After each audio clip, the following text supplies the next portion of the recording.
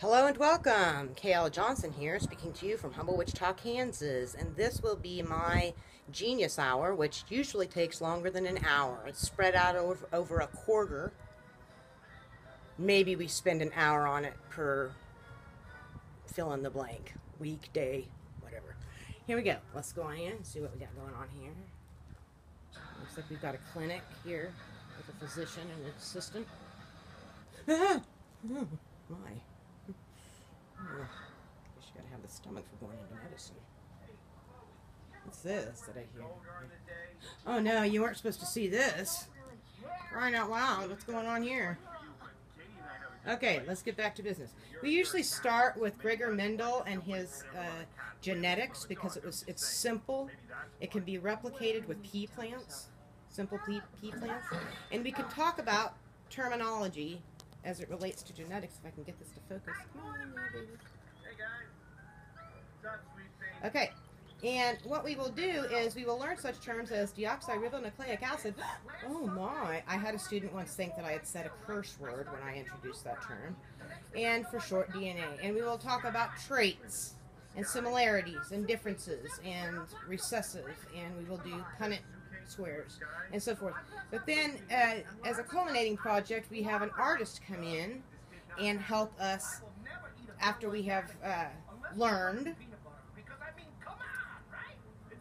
which means we do a lot of reading and a lot of read aloud, and then we work with vocabulary, and then we draw a jaguar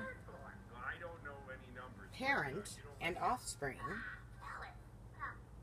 And then we compare and contrast the differences between the parent and the offspring. We try to have a pretty stark difference. Let me see if I can turn down pets here for you.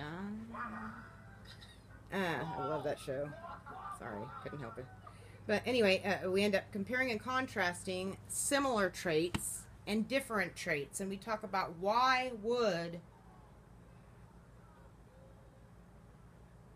jaguars from the same family, same species, all of these different things that they share in common, present with different outward such things as why would the young ones not present with green eyes?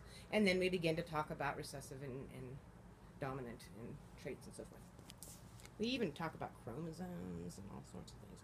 There's a drawing area here for students to try this independently. They can draw more than just the jaguar, but we focus in on some of the simple things that can be read in this work by Gregor Mendel and heredity. And then we move on over here past our friends here who are waiting in line patiently at the clinic. Oh my, I guess they didn't want to pick that magazine up to read so that they might see our doctor. I will say that well, let's just say no one would hire him. But I am going to tell you, he is irreplaceable. Irreplaceable. Now, on we go over here to our next thing is that we do a study of the skeleton. Ah! This is the human body, and that is just what it is. It's the human body. And the skeleton is part of that body that we all possess. All right, all right, all right. I won't draw your attention to you anymore. And we sit down here, and what we are going to do is we're going to study the bones, and we're going to look at their names. But not only as we fill this chart out are we going to look at the names of the bones, but we want to look at the specific shapes and the forms of the bones. Not until later do we discover that almost, probably over half of all human bones are located in the hands and the feet. And part of this is, the form of the femur as opposed to the form of the ribs and the sternum. And then we will go into a discussion on, form and function. So then we do this. And we do a lot of studying and reading and researching, and a lot of this is online. Now, believe it or not, what I will do is I will allow one tablet, which I'm holding right now, and one computer, and this wouldn't be the computer. Of course, you get to have a lovely trampoline seat. And several students are going to share this computer, and there is research.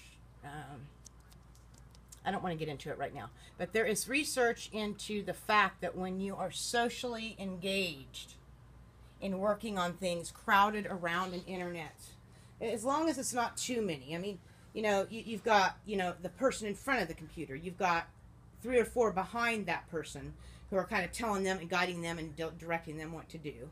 And then you've got, like, maybe, I don't know, 5 or 10 behind them that are telling them what to do. And according to the research, they don't know what they're talking about, but everybody wants to play their role. And then you take turns. But anyway, the theory behind it is to make computers scarce so that it's not frustrating, but that not every student gets a computer of their own, because I don't want you off on your own on this particular project. The project culminates with practicing veterinary medicine on plush animals with our lovely assistant here. Okay, I won't draw attention to you. And I have, over the years, collected numerous plush animals. Also some medical equipment that we can use to meet the needs of each of our incoming patients. As you can see, we've got this wonderful little kitty cat here. Yeah. And that just about does it for Early Forms School of Medicine, actually from the Liberal Arts School of the Early Forms